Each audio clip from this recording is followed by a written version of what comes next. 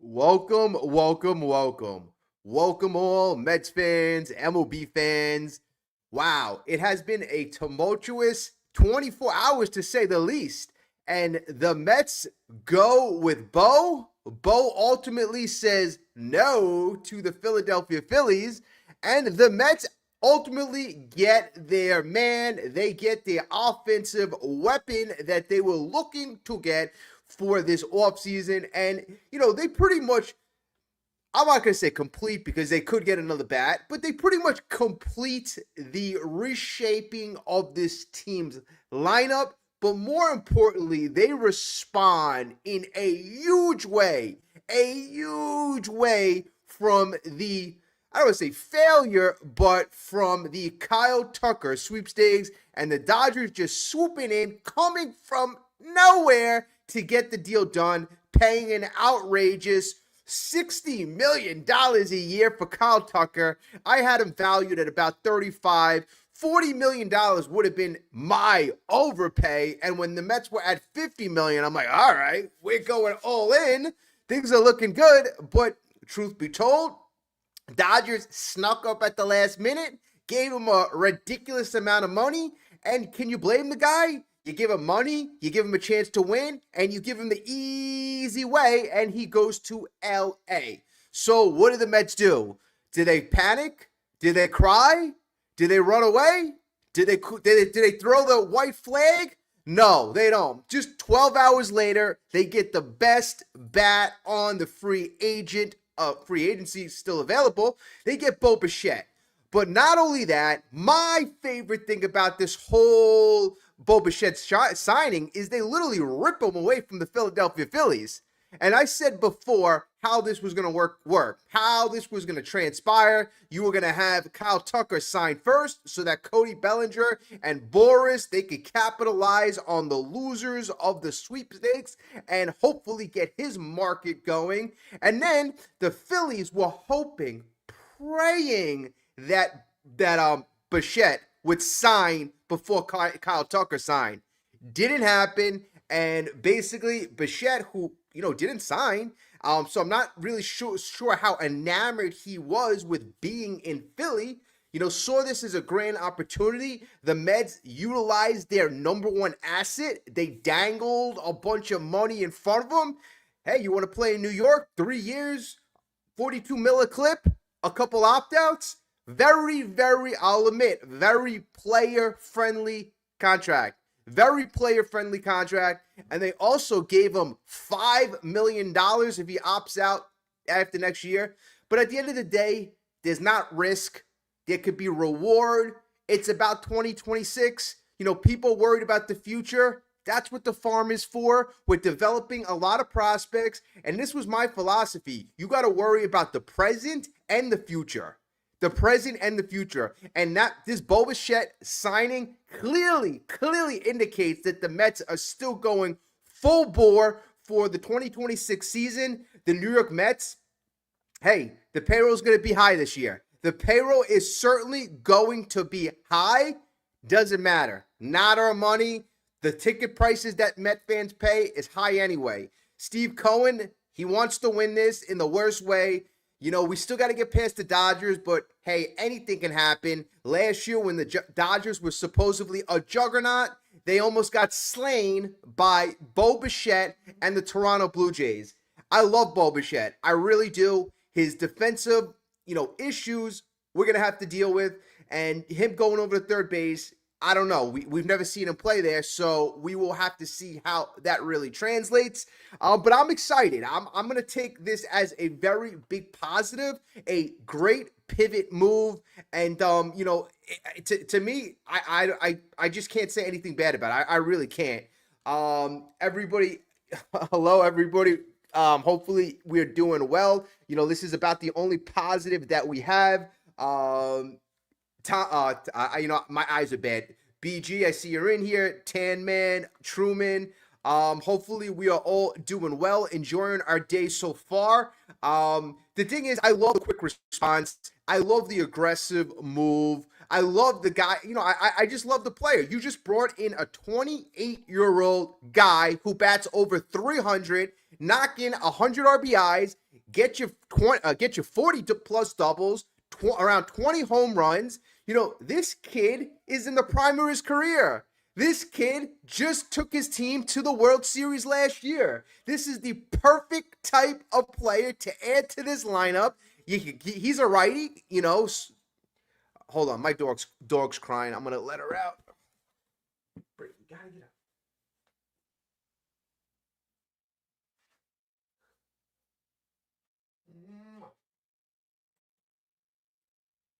Christina, she's crying.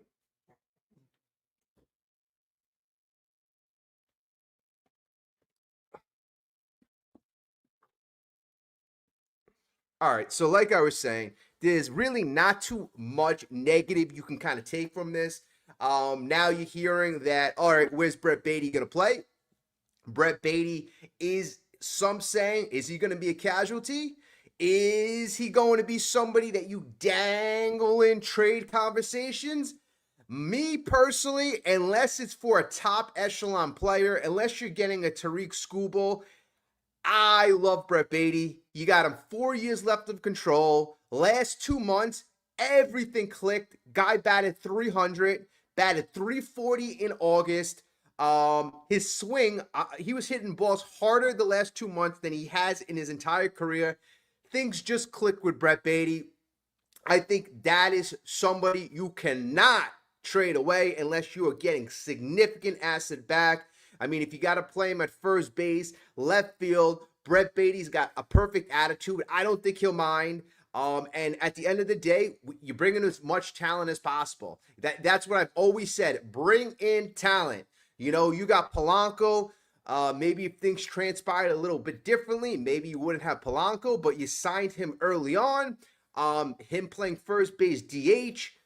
You know, obviously you have Bichette going to be at third base, Lindor at short, second base Simeon, and I still think I have high hopes for his offensive game to come back.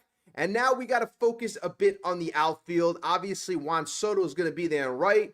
Center, we got Taylor as I would consider him more as the backup center field option. You know, we gotta go to work there. We gotta go to work there. I see already people coming together with trades. Brett Baty to the Red Sox for Jarren Duran. You know, that's an interesting move. Putting him in center field or left field. That gives you an option. You trade a need for a need. The Red Sox need a third baseman, and obviously we are looking for some help in the outfield. Duran last year didn't have as good of a year as 2024, but nonetheless, still a 4.7 WAR player. He had 16 homers, 84 RBIs, batted close to 260. Still a very, very productive player. I believe he has 2 years left on his contract.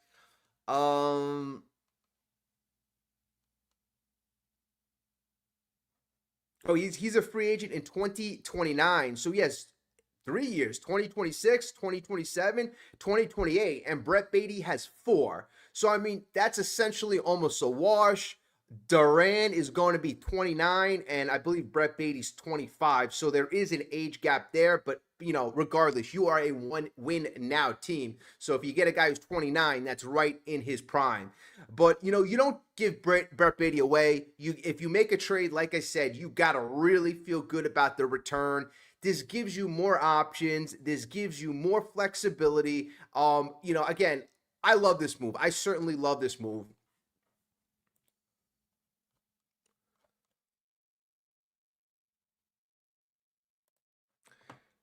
James, you're right. Baty and Jet for Duran. I mean, if you are a big Duran guy, I don't watch him that much. I wouldn't do that. I think Baty can be a 5 WAR guy. Baty projected last year as a 5+ WAR guy. Like Brett Baty last year in limited at bats, I believe was let me double check. I believe he was a 3 WAR player, but I'm not giving up my number 2 prospect and Brett Baty. I'm not doing that. Again, maybe I'm a little bit more partial, but last year his WAR, Brett Baty's WAR was 3.1. He had 18 home runs and 250. He had a 254 batting average.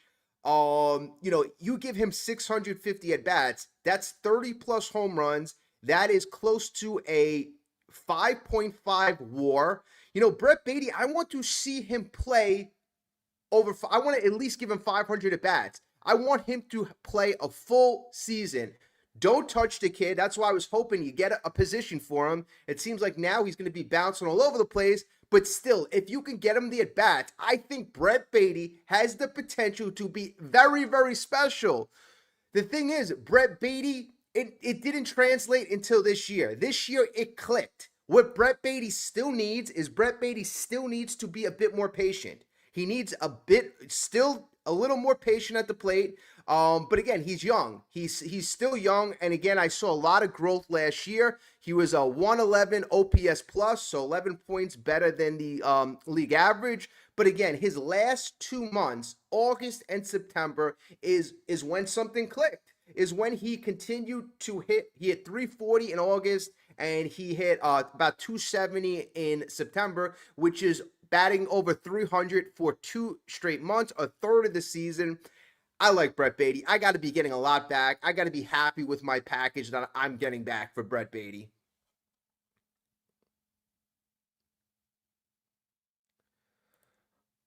Yeah, yeah. I mean, that I think if you're giving up Brett Baty and Acuna, that I can see as something I can kind of work with.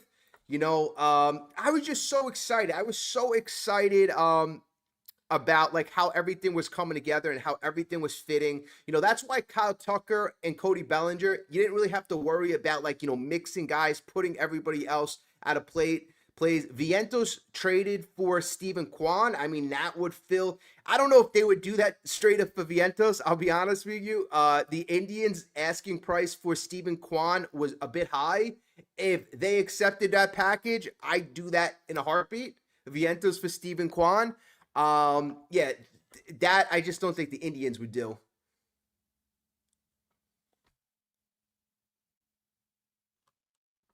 All right, so let's see here. Okay, so again, we got our impact bat.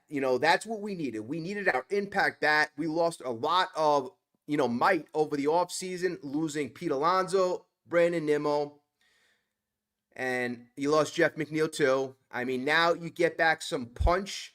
You're not going to get obviously the home runs, but Bo Bichette is a different type of hitter. Guy makes contact, doesn't strike out as much. Very, very good. I like the way he puts the bat on the ball. And I completely love the way this kid hits under pressure and in the clutch. This is where he is extremely special. I think that those type of things is what makes, your clutch gene. You want people to have that clutch gene. Now, everybody's saying it. Bichette's career and 2025 situational numbers show how, dangerous this guy is. Batted 380 and an OPS over 900 with runners in scoring position. I mean, that is just insane. Insane. And in the 2025 World Series, you want to have guys who hit under pressure in the playoffs when it counts the most. And that is when Bichette hit 348 over 7 games. He had that 3-run homer off of Shohei Ohtani in Game 7 when the leverage situation was at its highest. So this is not a guy who, people are worried about, is it going to translate into New York? Is he a New York player? Well, New York is all about pressure. Can the guy take the pressure? This guy has proven he could certainly take the pressure, excel, perform at a high level under pressure. So I am extremely excited about that fact as well.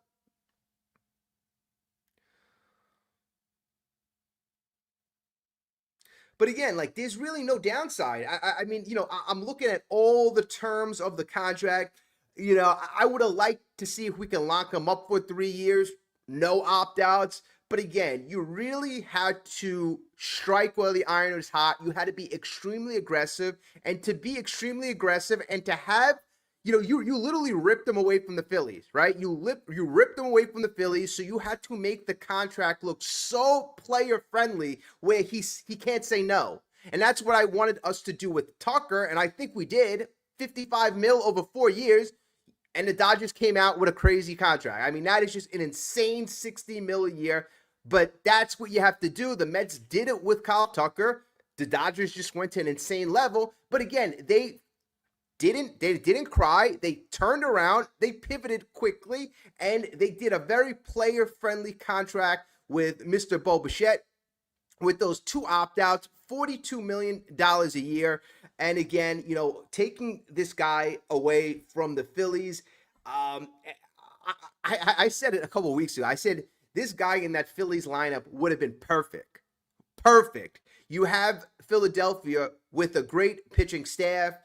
Christopher Sanchez, Aaron Nola, Zach Wheeler. They got some great pitchers out there. And to add a stability guy, a guy who is good under pressure, good at making contact, a guy who can bat 300, and a guy with all this different impact skills, that would have been hard to deal with. Another one of those pieces in Philly. Now, again, we have that in our lineup. Most likely you see him projected batting behind Juan Soto. And, I like that because Juan Soto gets on base. Juan Soto's been stealing bases. And you got a guy who literally hits to the gaps. You got a guy in Bichette who hits to the gaps. And, I could see him, easily 100 RBIs, easily. So again, it's going to be very interesting how things are coming together. But you see my video this morning. I was upset. I did the video an hour before this signing. Last night, I couldn't do a video. I was too upset. I was too emotional. I went right to bed. I woke up still upset, just trying to rationalize what happened. I said I don't want the Mets to make a desperate move.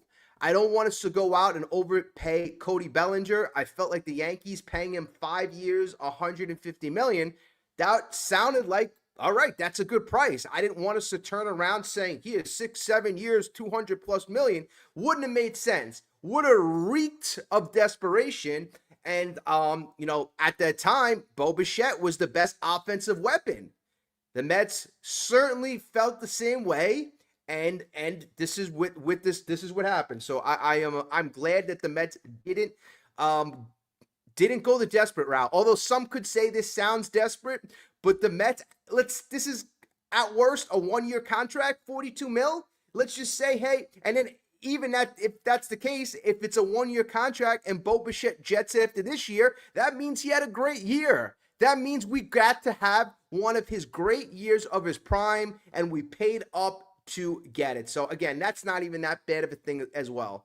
That's why I don't want to trade. That's why I don't want to trade Beatty. The fact that he's not here for 3 years, he's not technically locked up. That's why if I do trade Beatty, I want to get extreme, a very good package back. But I'm leaning toward not trading him at all. But again, you got to keep your options open.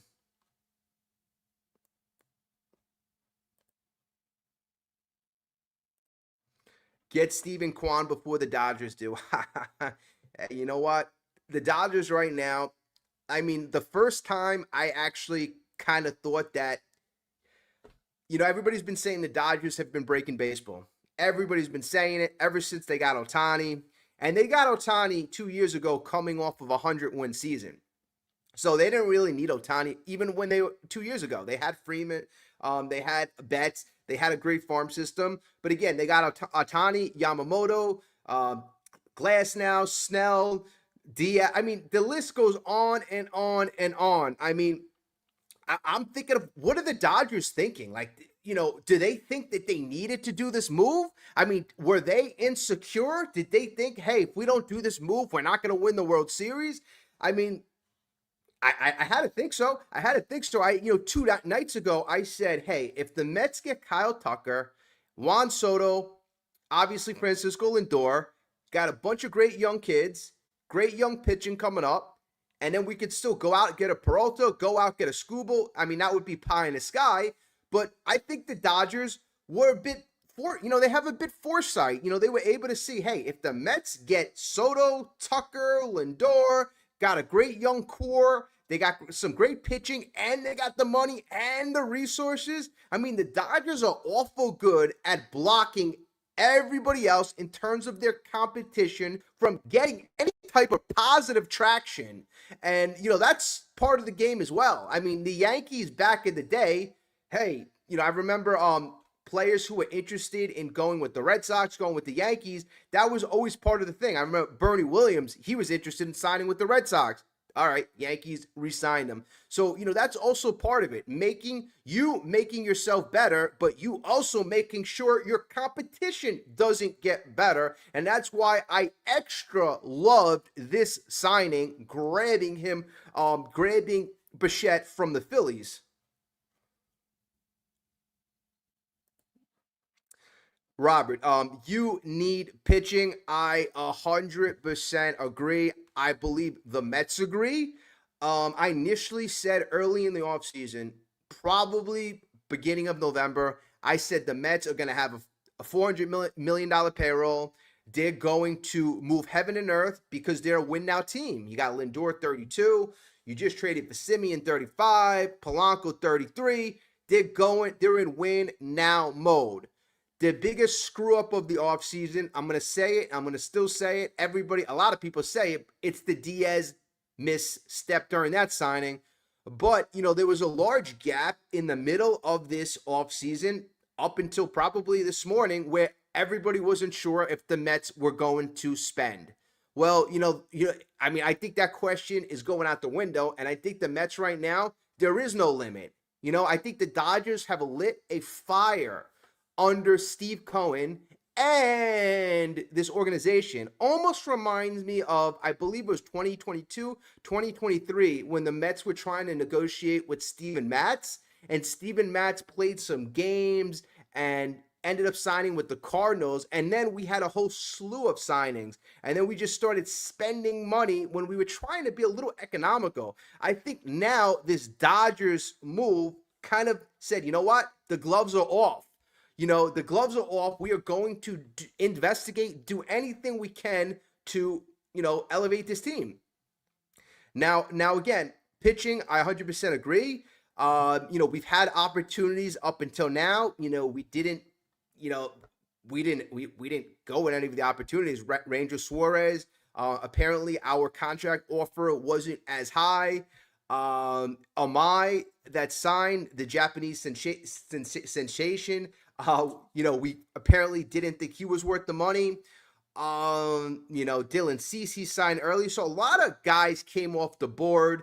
Framber Valdez, you got to believe it's going to be at least around the Ranger Suarez contract. Now, if we signed him, I still don't think he's an ace. I still want another top of the rotation type of guy. And I got to believe we're going to do it. I mean, how are we going to stop here, folks? How the hell are we just going to say, all right, we're done? You got to believe we're going to address the pitching. And in my opinion, I got to believe we're going to address the pitching in a big way. At least 2 starters, at least 2.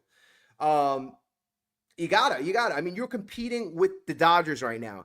And if you're going to spend $400 million, you better make sure at the very least, you have a viable starting rotation.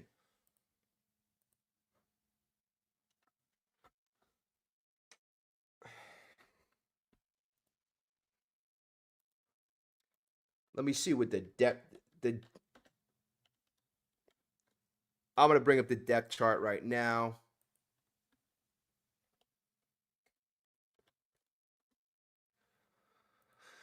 Okay.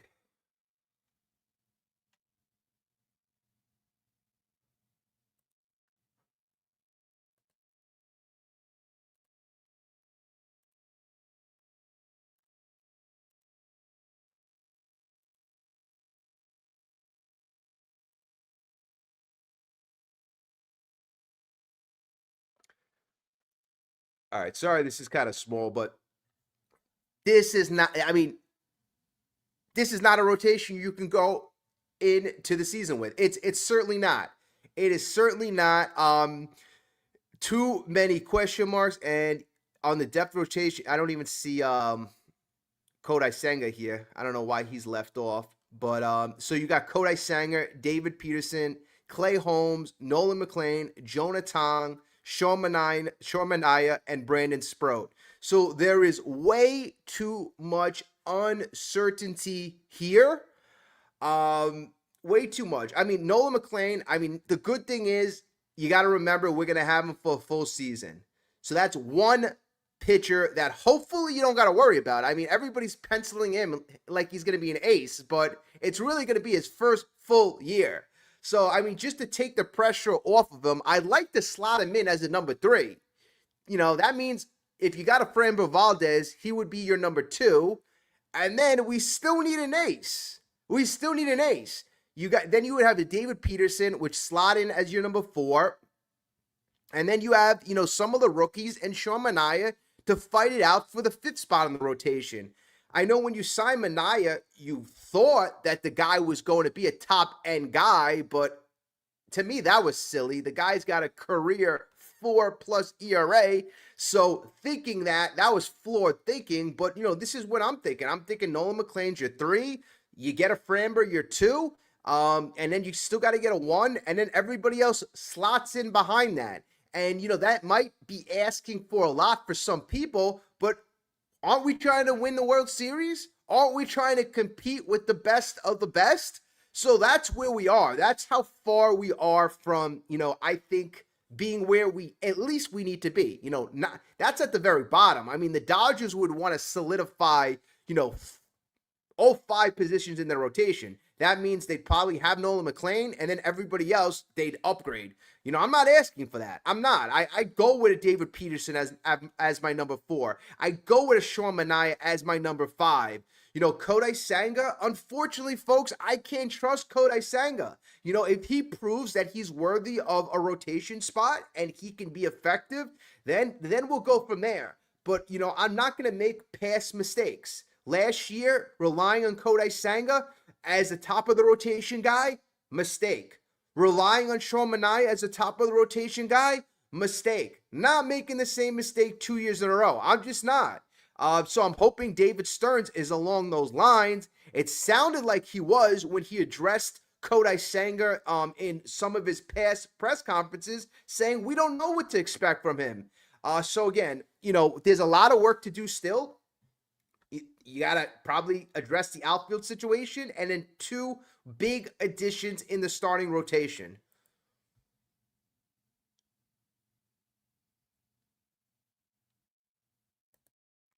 Yeah, honestly, I've been missing the chat. Lots of negativity in the chat right now. I mean, again, I've been missing the chat, but you know what? I would feel very good right now. Was there a lot of negativity in the morning? Oh my God. Oh my God. If you woke up this morning and you were a Mets fan, I don't know if you could have felt any worse. I mean, I'm the type of guy every single minute I was looking at my phone. When is Tucker signing? Refreshing. I didn't want to look at my phone this morning. I didn't want to turn on the computer. I just didn't. I was in the mood. But, this Bichette news, at least it shows you the Mets have a pulse. At least the Mets show you they have a pulse. At least it shows you they have a plan. At least they brought in talent. And Bichette, let's not underrate him. He's very, very important piece. Almost won the World Series last year. This is a very good player. A very good player.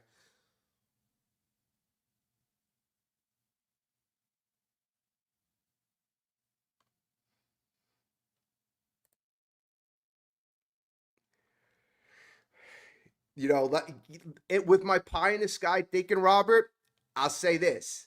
Hey, you got Valdez. Oh, you know what? You said Valdez and Peralta. That to me, I think is perfectly reasonable to expect. Somebody told me, you got to get Peralta and Skubal, or else we're done. You got to get Peralta or Skubal, or we're done.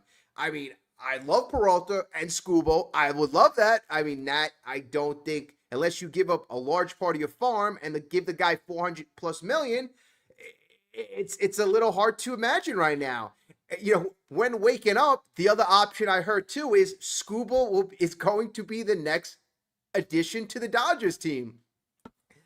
At the end of the day, sometimes it's a little funny. It is, you got to laugh because, it's a little crazy how the Dodgers, in my opinion, give them credit, they well run, do they really need all these pieces? Like, why did they feel the need to wake up yesterday and spend 240 million? And I think that's why a lot of people had them as a distant third. They had him in the race for Tucker because they figured, okay, if the Mets offer 140, I mean, I think the initial offer to Tucker that we heard reports on Tuesday, it was 3 years, 140. And then the Toronto Blue Jays were offering a long-term deal. If it was around that, I'd be like, okay, the Dodgers could be opportunistic. They'll offer maybe 35, 40 mil, and then Tucker will go to the Dodgers because the offer is similar to the Mets. I had no clue that they were going to blow away everybody. So in my opinion, that shows that they felt and needed, they felt that they needed him. They felt that they needed him. I didn't think so. Most people didn't think so. But if you're the Dodgers and it's win a championship or bust, maybe that was the pressure that got him past the finish line.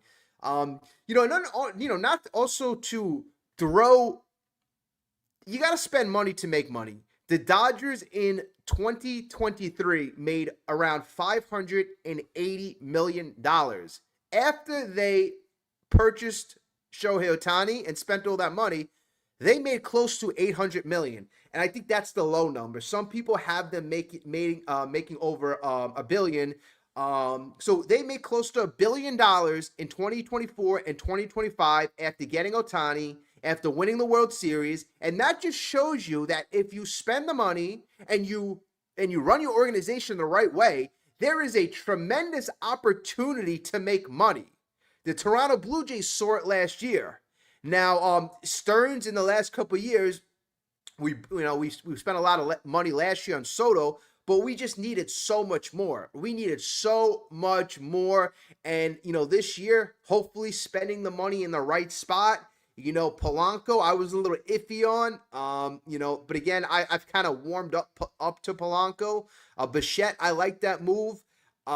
Again, hopefully this money is being spent in the right spot, but, I think the need at the end of the day is going to come down to pitching. And right now, our pitching is not close to being up to par. So you got to expect moves. You're not going to spend $350 million and not address the starting rotation. You're not. And we haven't addressed the starting rotation. So it's got to happen. It's got to happen.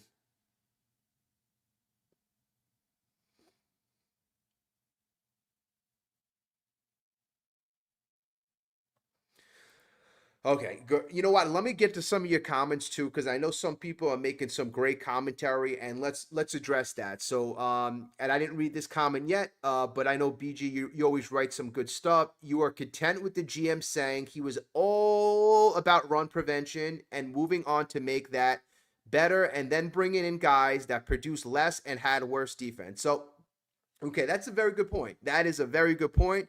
Even a guy like Kyle Tucker, they said his defense went down. We pursued him very, very, very heavily. And this morning, obviously, we pivoted to Bo Bichette. And Bo Bichette isn't known as the best defender. So what gives here? What gives? Well, I think right now, it's good to have a plan. And the Mets certainly had a plan based on last year. Defense was horrible. The fundamentals. We didn't play fundamental ball. We didn't. So that was a big goal. Let's play better fundamentally. You bring in Simeon here, Gold Glover. You got Lindor, Gold Glover. You're building up the middle. But at this point in the offseason, it turns out that it's not a fit. I mean, are you going to overpay Bellinger, and pay him till he's 36, 37 years old? Or do you take a chance and get a guy like Bichette? I think the opportunity was there to improve vastly offensively, right? You had the intention to improve defensively and offensively, but, monetarily and value, there's no guy out there that you can pay that is a two-way player. But you got the best offensive guy. And again, at the end of the day, it's a 1 year. It's a 1 year deal if he walks away. So opportunity arose and the Mets pivoted. They adapted to the situation. And defensively, they're gonna make it work. They're going to make it work. They still got Brett Beatty. And again, they did improve defensively. If you factor Simeon there, and they could still improve center field. So we have to see what the rest of the moves are. But I just think that you can't not. You can't belittle Bichette's offensive abilities. You can't belittle the fact that the guy's a clutch player. The guy is a very important piece to a winning team.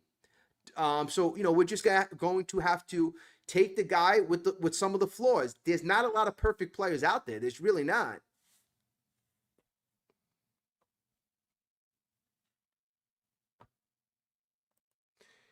Having 5 second basemen will help the run prevention. The funny thing is, like, there are a lot of second basemen on this team. I mean, anybody that's rumored to have been playing second base, you always know the Mets are going to highly consider them.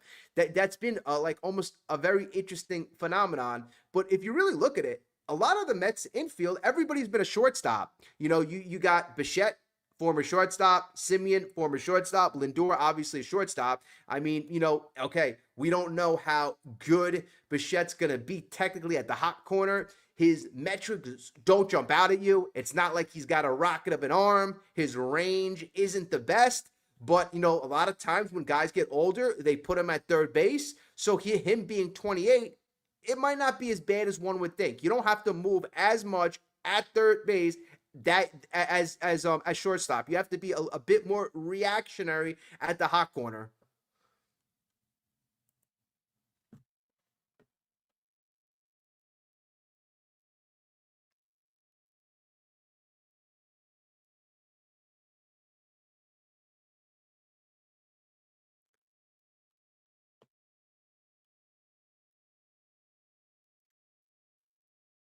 Okay.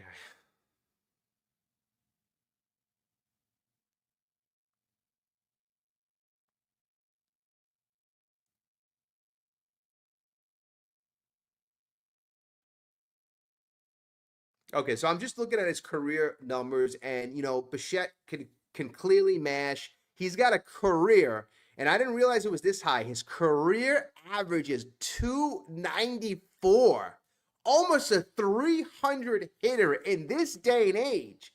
Very rare. And this is a guy I've always liked.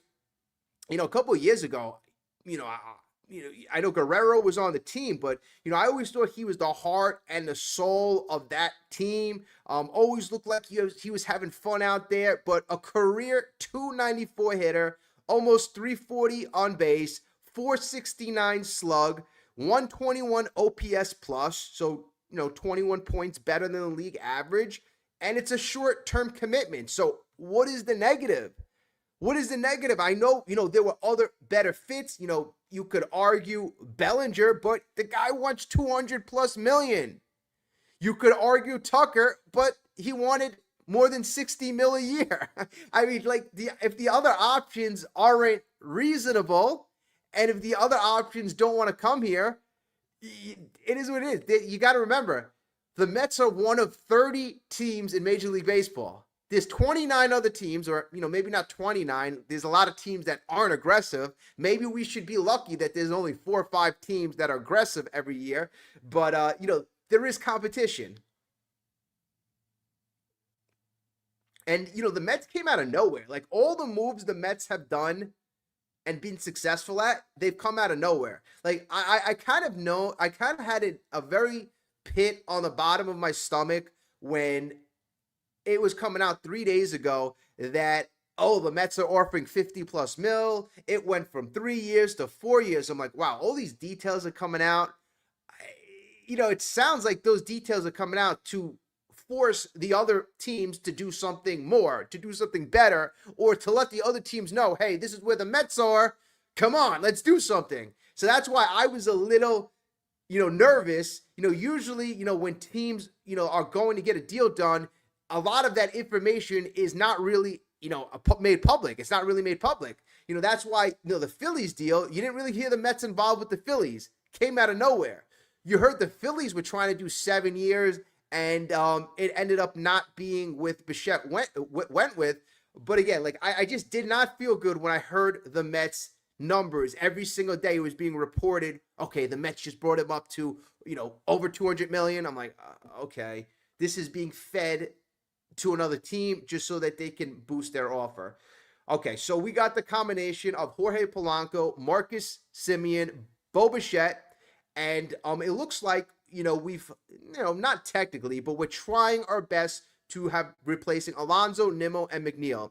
Now Carson Benj, it looks like we have him slotted in somewhere in the outfield, center field, left field. I mean, you could put Taylor in center. You got Benj in left.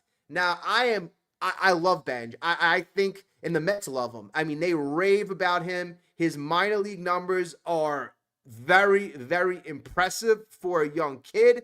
But I'd be so much more comfortable with another veteran option out there. I really would. And, I don't want Taylor to be our starting center fielder. We tried that last year when you had Jose Siri getting hurt, and we saw it's not effective. Center field has been a disaster for a while now. Last year was a disaster. Siri got hurt early, and then Cedric Mullins, oh my God, that was one of the worst trades.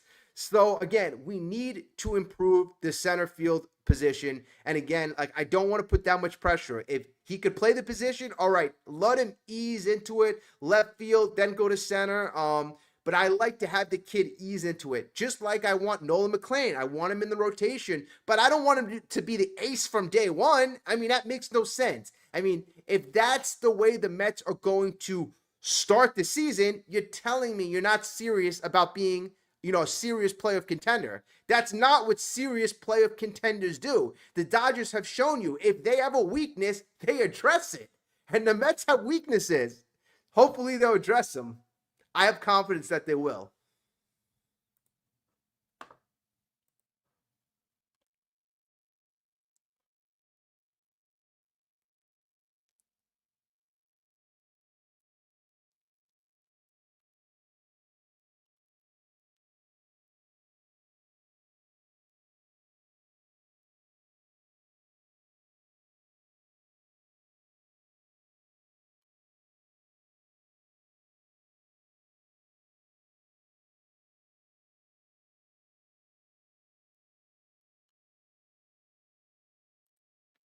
Hey Sharon, remember Bo's dad? Yeah, wasn't his dad was Dante Bichette, right? I mean, I definitely remember Dante Bichette on the Rockies in the mid '90s with Larry Walker. Um, I mean, his that's his dad, right? I mean, I assume they have the same last name, but yeah, his dad definitely mashed. Yeah, that's when the Rockies team was so exciting to watch. Um, but I'm just bringing up his dad's numbers. The funny thing is, although his dad, Dante Bichette, had a great career and he had 1 year, 40 home runs, 128 RBIs, number 2 in the MVP, almost 300 home runs. Just a very good hitter, very effective hitter. Yes, he hit in Coors Field. But if you look at his wins above replacement, it was 5.7 for his career. So I mean, it just showed, OPS, his OPS plus was only 107. So I'm just saying that because in today's age, he just wouldn't be valued, compared to what I remembered him. I remembered him as a very impactful, very dangerous hitter. But again, like the advanced stats, 107 OPS plus, okay, that's only 7 points above the league average. And then only a career WAR of 5.7. Like his best season was 1993 in terms of WAR, and it was a 3 WAR. Like, you want to know what's crazy, folks? In 1995, he came in second place for the MVP. And his WAR, his wins above replacement, was 1.2. That's amazing. That's amazing. I mean, am I not like looking at this right? Like, if you go on Baseball Reference and you look at 1995, Dante Bichette, he came in second place in the MVP. He had 140 games played, and his WAR was 1.2. Okay, all right. Sorry for the sidetrack. Just kind of stood out.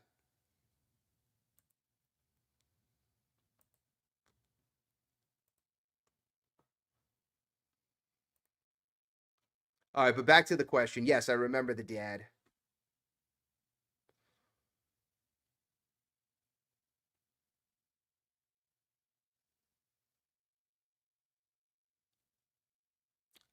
Okay. All right, Jose, I'm glad you brought this up because this is going to be a lot of comparisons and a lot of, hey, why didn't you do this early in the season? So you wrote Stearns gave $42 million for 3 years to an injury prone Bichette. 30 years old, gave 28 million to our homegrown player, the Polar Bear, second in home runs last year. Okay, so basically, hey, we gave a bunch of money to Bo Bichette.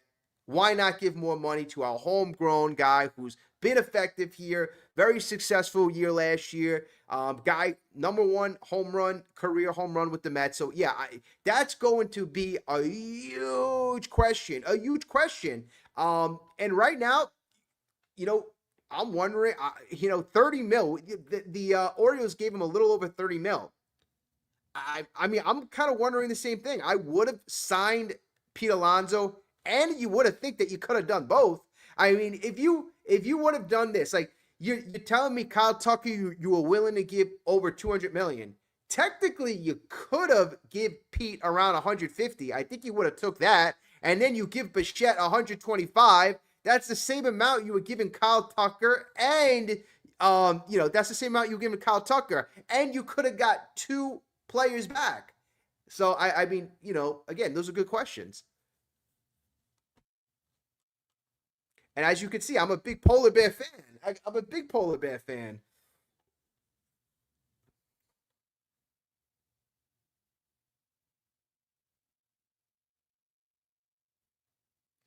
And this is the other side. Will, I'm glad you brought this up. Screw Pete. It didn't work with him. Get over it already. Yeah, so there's a flip side here. Yeah, it didn't work. We didn't win with Pete. Like, he was the only guy on the team. It's a 25, 26 man roster, and Pete was one of the few guys who produced on a consistent basis. We got to, there's an argument to it. You didn't win with him, but there's also an argument where one man is not the team. This is not baseball. I mean, this is not basketball. This is not basketball. This is not relying on one guy. You need a team to win. And in my opinion, Pete Alonso was a very, very effective piece. Now, long term, yes, there's risk giving him a long term deal. But again, if you're willing to shell out that type of money, it seemed like, the risk wasn't that much. And again, for the same type of money that you were giving Tucker, you could have got two assets back. So again, I understand there's two sides of the argument, but you got to make the whole team stronger, not just blame it on one guy. And that's what the Mets did. They shipped out Nimmo, they got rid of the Squirrel, and they didn't resign Pete, and they let Diaz kind of walk, although they did give an offer. But it's always, how do you set up the team for free agency? How do you treat a player before you make offers? The Mets did not do the correct pre-steps to offering Diaz the contract. There was a lot of, sour feelings coming from the Diaz camp. There really was. I mean, this was a guy who essentially loved New York. Now, you got the Dodgers offering the same money and an opportunity to win. And you have him being frustrated with the Mets. They fired, obviously, his pitching coach that he was comfortable working with. Then he felt disrespected. Devin Williams was brought in the week before. There was no conversation between the Mets and Edwin Diaz with respect to his role, even though one would assume, hey, you're going to be the closer. But you know what? You're trying to sign the man. At least have a conversation. Yes, we brought in Devin Williams. Yes, he was a closer, but you are our guy. We want you. So that lack of communication, Diaz sought that as a respect. Things you can learn from, but that to me was a huge misstep. Diaz was a rare asset. Something it's hard to replace. To me, I think it's a lot easier to replace Pete Alonso because Pete Alonso has flaws. Pete, yes, he's a masher. Yes, he did good run producing, but there's different ways to skin this, this situation. Um, Closing games in New York, that is a different situation, and we had a guy who was extremely effective in doing that, and we let him slip through our fingers. And not only that, obviously, we all know he went to the Dodgers, and the Dodgers, look, give them credit. They are being ultra opportunistic. They're not just getting they're not just getting a pitcher because they need a pitcher. They are getting the top closer. They got the top free agent Kyle Tucker. Last year, Blake Snell, one of the top options out there. Every single year, they are getting the top international prospect, Roki Sasaki last year. Every single time they make a signing, they thread the needle and they get the most talented player. So again, the Dodgers don't screw around. They're not saying, oh, if we put him in our pitching lab and we, change his pitches and this and that. No, they're getting the guy who's finished. They're getting the guy who's a finished product. Diaz, number one closer. Kyle Tucker, obviously top player. So again, I like the fact that they don't screw around. And the Mets, I understand every organization is not perfect. The Mets are far from perfect, and a lot of organizations are far from perfect. There's only one organization right now that is successful. There's only one organization right now that is dominating. That means there's 29 other organizations that are failures, that have a lot of, looking in the mirror to do. And, that includes our New York Mets. We've made a lot of mistakes, but it's how you respond, how you grow. And I think the Mets have done a good job at responding this offseason. The Bo Bichette move, very good. Polanco, again, I said he's starting to grow on me. So again, we've pivoted and we've made some very nice moves. In fact, Fangraphs actually ranks the Mets, I think, in the top 6 or 7 in terms of total WAR value for the team. So that's good. And offensively, we were in the top 3. The place where we needed the most work is quite obvious, our starting rotation. That was predicted to be bad, and it's, ranked very bad. So, that is something that we have to address. And I believe we will address.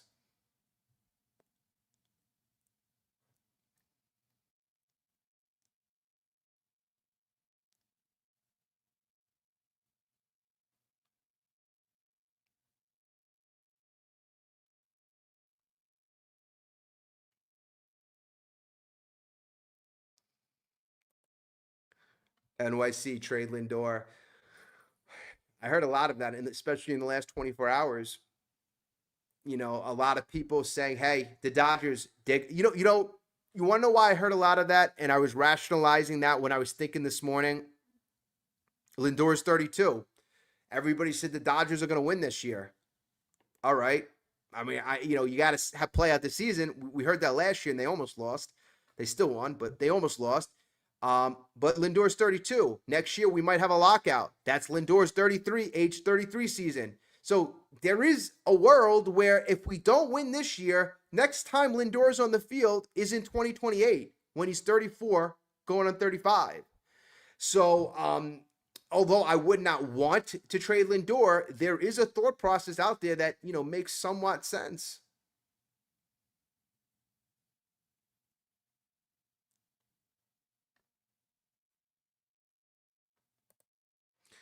I agree. I'd like to see them too.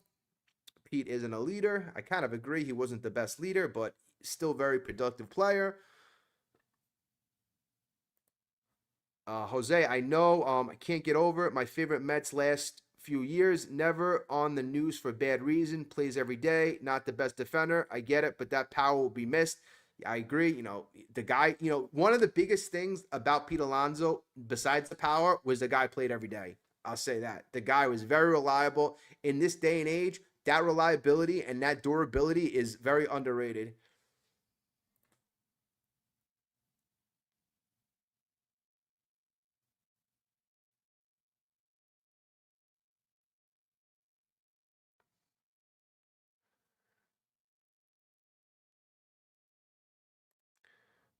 BG, I've changed teams. Who are you a team of now? Oh, I'm now a fan of Milwaukee East. All right.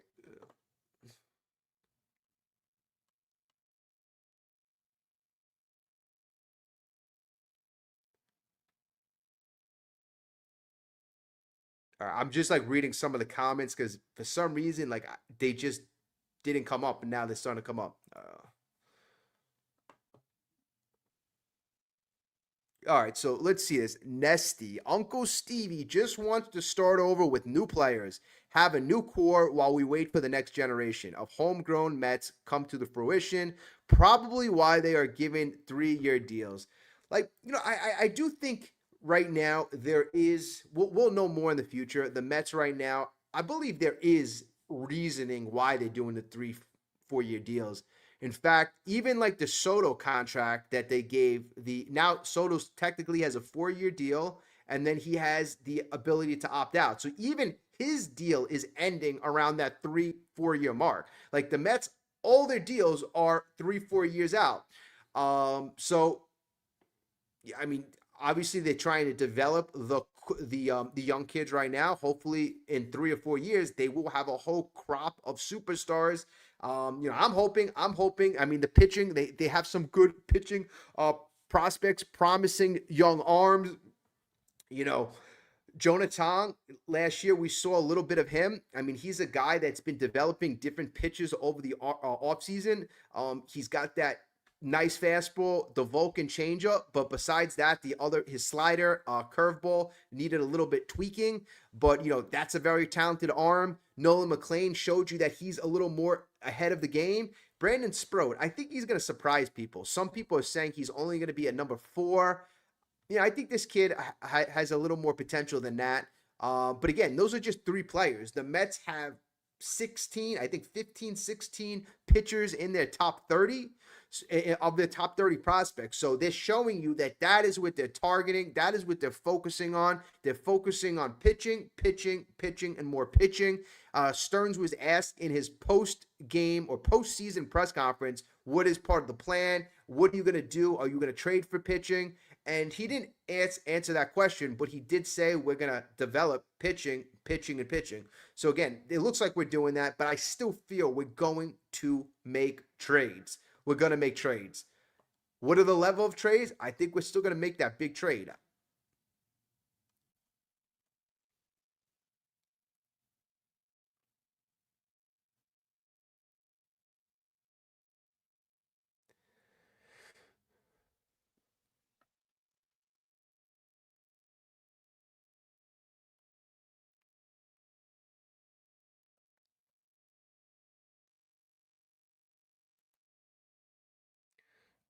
Stearns is building this team like the Brewers. What did they win?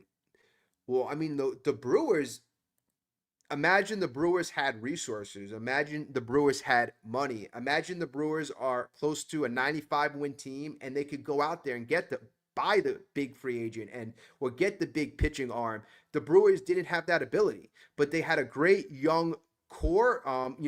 Great, young talented players. Maybe not superstar levels, although some players, Jackson Churiel, that the kid looks very very promising.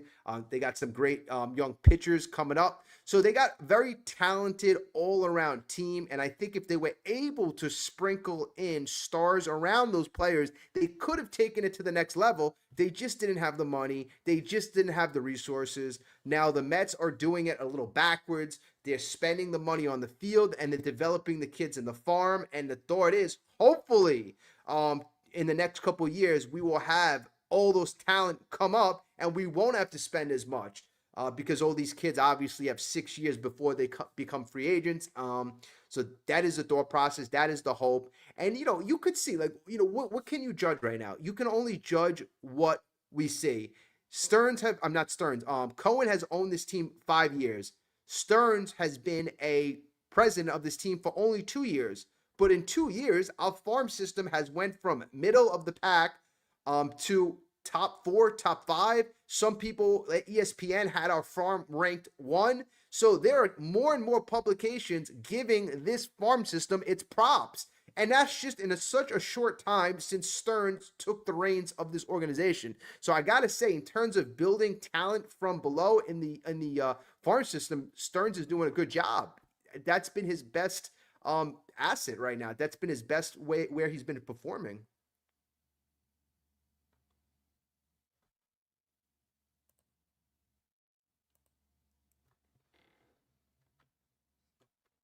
Now, okay, so let's do this. Let's do this right now.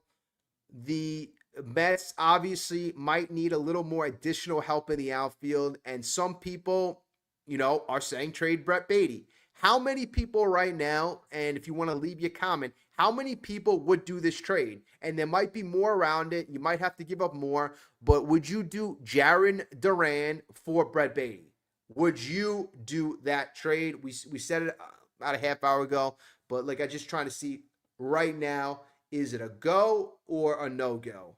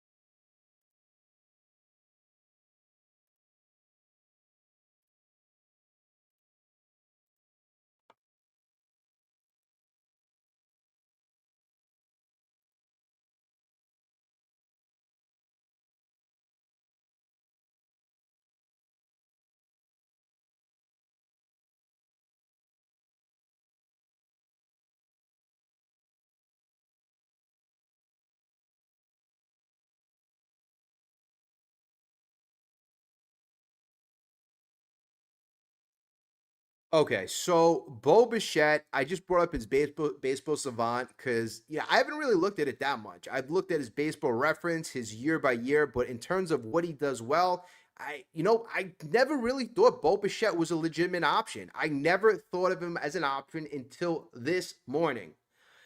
Okay, so Bo Bichette, his last 3 years, last year in 2024, horrible. And some of you who are kind of like worrying, like, why did he bat 225 last year, 4 home runs? He had a horrible season, and he had a decent amount of at bats. He had 336 plate appearances, so he did play for half the year. He did get hurt. Literally, I had the injuries kind of listed over here, but they I guess I deleted them. But he did get hurt in 2024. So the thought process was, hey, that's the reason why he failed. 2025, let's see how he bounces back. And he bounced back in a huge, grand, fantastic way in 2025. You see the numbers: 18 home runs, 311 batting average, 360 on base, 483 slug, 181 hits. I mean, so just a phenomenal, phenomenal year. And if you look at his advanced stats, expected WOBA, 83rd percentile, expected batting average. I mean, like I said, I keep going back to this, but a guy in this day and age who can bat 300, he was in the 98th percentile. Even slug, everybody's saying, well, he's a guy who doesn't hit home runs. He doesn't hit a lot of home runs, but he hits a lot of doubles. Slugging, he's in the 78th percentile. It's pretty good. Average exit velocity, this is not bad. 72nd percentile. I believe it's that the average exit velocity. Don't quote me. I believe he's more than Tucker. Barrel percentage, 41st. Hard hit percentage, 83rd percentile. So the guy hits the ball hard. He hits the ball hard. He squares the ball up. Strikeout rate, not a high strikeout rate. Only 14% of the time. If I remember right, I think Pete Alonso was mid to high 20s. So this guy strikes out, half of the time Pete Alonso does. Whiff rate, 83rd percentile. Could walk a little more. That's an opportunity. Range in the 1 percentile. He had a minus 13 outs above average. But again, if you're at third base, you don't need as much range. You just need, it's more of a reactionary position. You need a little range, but I think that number is going to change. Arm strength, 36 percentile. So not the best. But again, we'll see what the Mets could do. They know the guy's strengths. They know the guy's weaknesses. 2024, that was garbage. Okay, now let's kind of go down.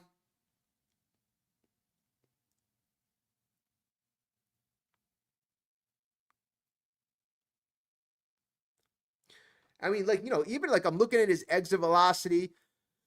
MLB average is 88.6. He's 91. So again, he hits the ball hard.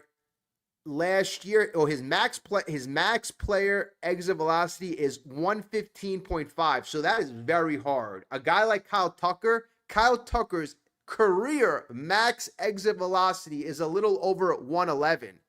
So a guy like Bo Bichette hits the ball much, much harder. Not that that's, the end all be all, but, it's, shows you he can hit home runs. His launch angle is a little bit different early in his career. It went from 10.4 to 8.2. Although the first 2 years, I don't think he played that much. And then, ironically, he started hitting a lot of home runs in 2021 and 2022.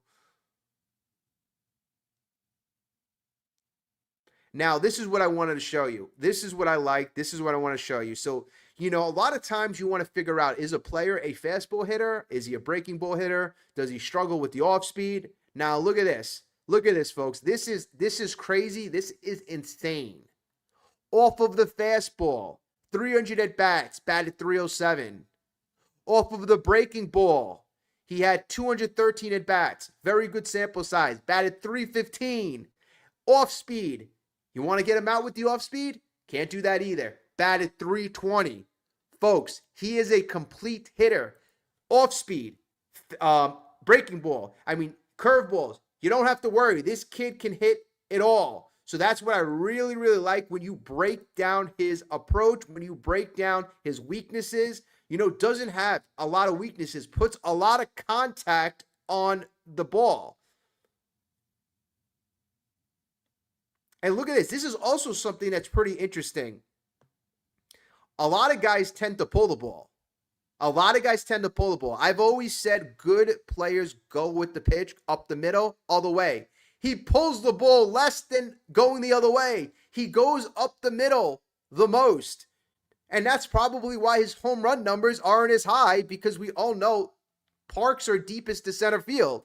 And he hits the ball straight away 42% of the time. He only pulls 26% of the time. And he hits Oppo 31.2% of the time. So I would say the anomaly here is, compared to league average, he goes up the middle much more than the league average player, which only goes 37% of the time. So that is pretty interesting. But again, he is a 300 hitter.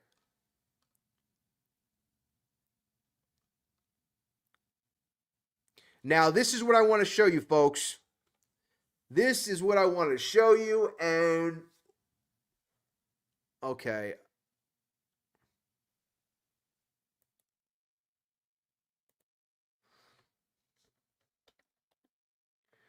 Okay, so this is right here, very, very important. I know you can't see it, but I'm going to tell you this. So Munetaka Murakami, everybody was worried that the guy struck out and he didn't make contact.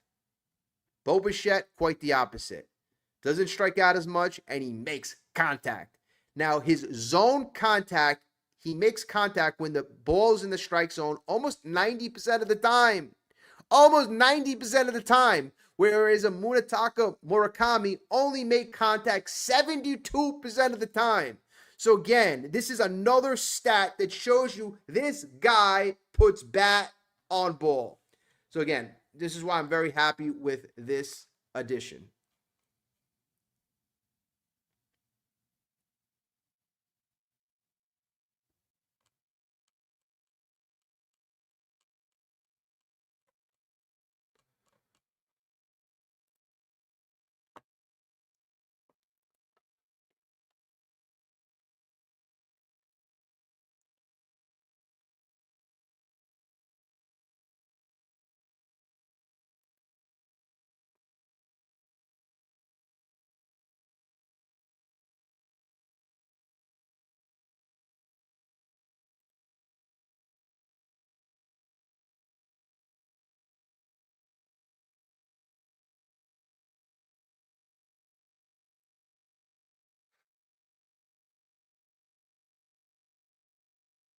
And just if I look at the timeline is so interesting. The Philadelphia Phillies, they reportedly tendered the 7-year, $200 million offer Thursday night.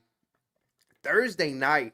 I think, Philly saw where the Kyle Tucker sweepstakes were going, and they saw that, hey, the losers of those sweepstakes, again, that would be disastrous if they went after Bo Bichette because, as we saw, that competition creates an opportunity for the Phillies not to get their player, which ultimately ended up happening. But it's so interesting. If you're the Phillies, like the Phillies had no foresight.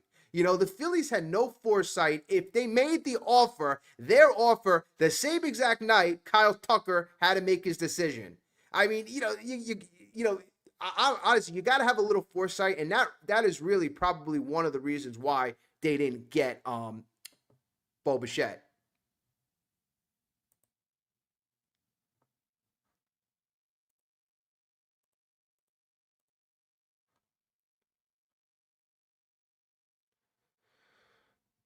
And I mean the Phillies, yes, they did pivot. They ended up re-signing their catcher Rio Muto. Not a lot of money, 3 years, 45 million, 15 mil a year. I think that's a pretty solid signing. That would have been a great. I mean, I like Rio Muto. I really do. Even though he's getting older, I think he's a very good clubhouse guy, very good defensively. So that's a good pivot for them. But again, that's a status quo move. So it doesn't really matter. I would say right now, if I had to predict, look at the Boston Red Sox. I mean, it looks like they're going to be looking to pivot. They really are. And the Mets right now have to keep their price tag up on all of their assets, especially if they read, the teams that are desperate. And I think Boston right now, they're going to be looking to turn and find a third base option. That's why everybody is connecting Brett Beatty and the Red Sox. But I think the Mets right now have to play hardball. They're in the driver's seat in terms of that situation. They may not be in the driver's seat when they're looking for pitching. They're not in a good position with that. Although David Stearns, that is one of his good assets. He does not listen to the outside noise. He actually loves the starting rotation. He loves the status of our pitching staff, which, sometimes, the good people, I don't want to say delusional, but, that gives him, a position in negotiations where he could utilize that. Like, I'm not desperate. No, we have a great rotation. We're only paying this. So again, as long as there's no desperation, I always have confidence that David Stearns, at least he's not going to make any stupid trades that we've seen in the past. Pete Crow Armstrong, that probably was the last really, stupid trade. But so that's actually that's one good thing.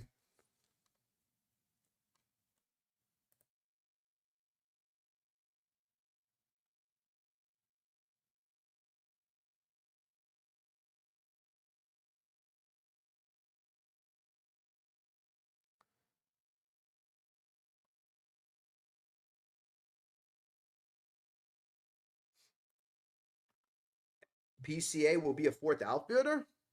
I'll take him. I'll definitely take him. I don't think he's going to be a fourth outfielder. I think he's going to be a very talented player. Last year he did tail off. I'll give you that. But the kid's got very good tools. A very good defensive guy. I mean, he's always going to be a pretty high wins above replacement guy. Because he can play defense and he's got an offensive game and he's a center fielder, so he is a valuable asset. I mean, I know we're Mets fans, and it would feel good if all of a sudden he turned into a fourth outfielder. But last year, even with having a bad second half, he had a 6 WAR, 31 home runs, 100 RBIs, 35 stolen bases out of a center fielder is insane. You don't have those numbers. So again, I mean, he's far from a fourth outfielder. But again, I know if you're a Mets fan, like I know the sentiment is, hey, I hope he does become a fourth outfielder.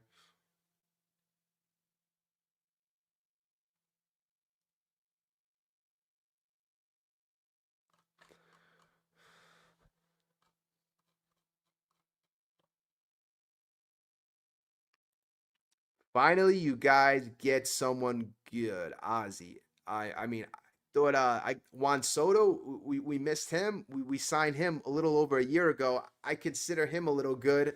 Came in number 3 in the MVP race. See, that's funny. Like everybody forgets with the Mets. The Mets have been pretty decent at attracting talent on the free agent market. It might have not been the right talent certain situations, but even in the past, the Max Scherzer, Justin Verlander, other teams wanted those guys, and the Mets won. Juan Soto, a bunch of teams wanted Juan Soto. They won. Bichette, teams wanted him. They won. Kyle Tucker, they would have won, but the Dodgers just made a ridiculous offer. So, there is a fallacy out there that nobody wants to go to the Mets. I mean, it's not true. It's just, I feel different fan bases, just trying to throw some cold water on the Mets, which is fine. I understand you want to elevate your own team, but you could be a little truthful, a little factual. Yeah. But again, I think the Mets right now are under the radar. They're certainly under the radar, and I think once we acquire a few pitching options, a few more pitching options, top of the rotation options, more people will feel good about this situation. But again, today's one day out of the offseason where we can actually feel good, and the Mets certainly changed the narrative in less than 24 hours. Again, I woke up not feeling good. I woke up feeling terrible. But again, like an hour later, you get the news, and all right, we're pivoting, and we're pivoting very closely. All right, folks. So we are going to get going for right now. You got my reaction on Bichette and our plans for the future. Again, I think we're going to at least get 2 pitching options. Preferably, Peralta would be very, very nice. Valdez seems to be a guy that the Mets have been circling. Scuba would be the grand prize, but, it seems like that's going to cost us a lot. But again, 2 pitching options, and then the Mets addressing the outfield. Again, the rumor that's been out there is Beatty for Duran. Does that have legs? Will it go forward? Do the Mets end up engaging with the White Sox for a Luis Robert Jr.? The Mets have options right now. The Mets feel that they are still in a good position, so I don't think any team is going to get the Mets to do anything stupid, silly. People could say giving this money out is stupid, silly, but it's an asset of the Mets. It's one of their strongest suits. They have the ability to give these contracts out and have no repercussions, no pain from it, because it's just money to them. So hopefully everybody have a great night. I do appreciate all the great comments. Again, there's been some negativity, but hopefully throughout time, some questions will be answered. Dan, I see you. G Money, I see you. I apologize I didn't answer everybody's questions. BG, good stuff today. Ozzy, CeeLo, I see you. Richard, great stuff as always. Want to miss anybody? All right. Hopefully I'm not missing everybody, but everybody, thank you so much. Have a great day, night. I'll speak to everybody soon.